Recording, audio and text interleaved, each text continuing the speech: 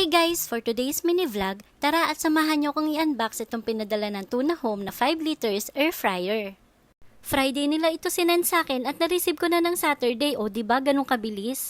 Kaya asahan nyo kapag umorder kayo dito, agad-agad marireceive nyo na ang air fryer nyo. Kaya sa mga mahilig mag-bake dyan katulad ko na gumagamit ng air fryer, i-click nyo na ang yellow basket at talaga namang hindi ako mapapahiya dito. Sa mga oras na to ay talagang excited ako makita yung loob nito. Secure na secure din yung packaging nito at hindi naman ito madedeform. At ito na siya guys! Color green and matte finish itong air fryer na to. May plastic pa ito kaya naman walang gas-gas. Ayan, at ilabas na natin. Napaka-handy niya at tingin ko hindi naman siya makakakonsume ng space.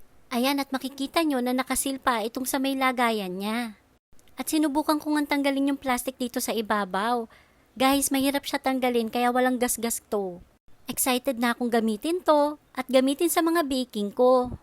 At tulad sa mga air fryer, ganito rin yung saksakan niya. Kaya mag-ready na lang kayo ng adapter. Pagbukas nyo nito, dito nyo makikita yung manual ng air fryer. At kung saan makikita nyo din yung mga recipe na pwede nyong gayahing lutuin. Naka-bubble wrap din ito, kaya secure at walang gas-gas. Sa susunod nating video ay itetest naman natin ito. Kung gusto nyo rin ito, i-click nyo lang yung yellow basket. Yun lang guys, sa susunod ulit. Bye!